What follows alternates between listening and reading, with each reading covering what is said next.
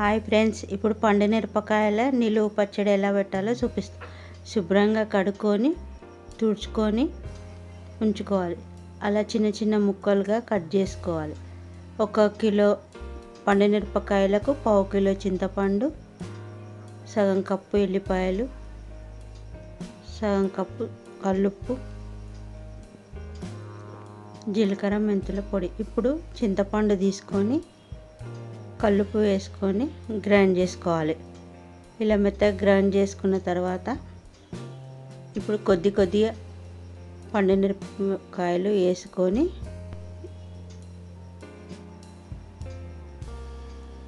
ఇప్పుడు సగం కప్పు ఎల్లిపాయలు వేసుకోవాలి. ఇప్పుడు జీలకర్ర పొడి, మెంతుల పొడి వేసుకోవాలి. వేసుకొని అలా బరకగా గ్రైండ్ చేసుకోవాలి.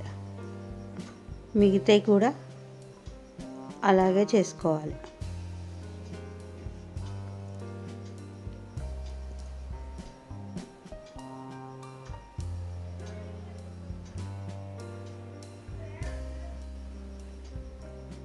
మిగతాది కల్లుప్పు మొత్తం వేసి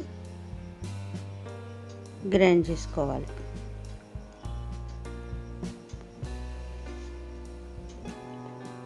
ఇలా గ్రైండ్ చేసుకున్న తర్వాత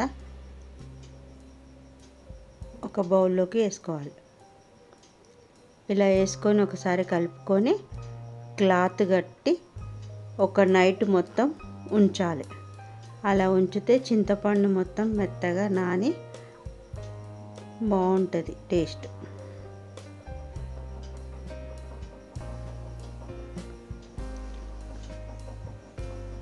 ఒక నైట్ మొత్తం ఉంచి మార్నింగ్ తీసి ఒకసారి కలుపుకోవాలి. ఇలా కలుపుకున్న తర్వాత మళ్ళీ మెత్తగా గ్రైండ్ చేసుకోవాలి. కొద్దిగా వేసుకొని ఇలా మెత్తగా గ్రైండ్ అయినాక ఒక గిన్నెలోకి తీసుకోవాలి.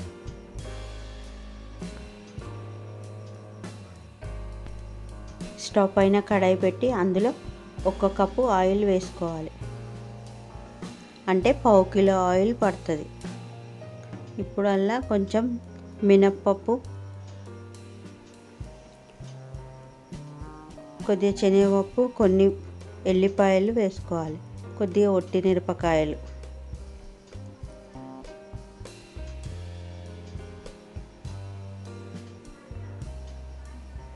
కొద్దిగా జీలకర్ర, కొద్దిగా ఆవాలు వేసుకోవాలి. గుప్పెడంతా కలమాకు వేసుకోవాలి.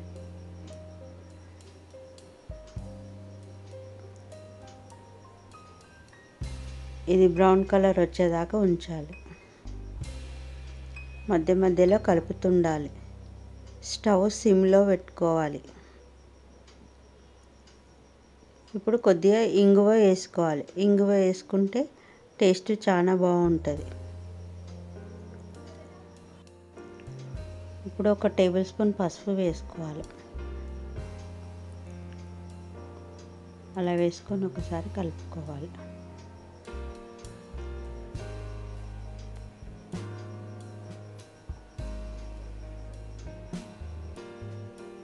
ఇలా బ్రౌన్ కలర్ వచ్చాక మనం ముందుగా పేస్ట్ చేసుకున్న పండు మిరపకాయల పచ్చడి కొద్దిగా నూనెలోకి వేసుకోవాలి.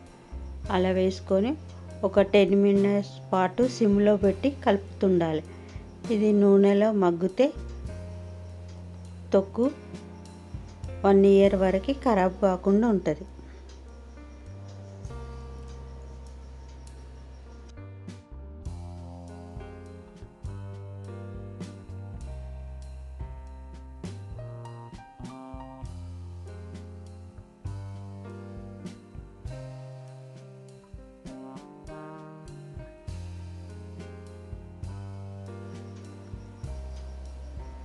టేస్ట్ పండు మిరపకాయల పచ్చడి రెడీ.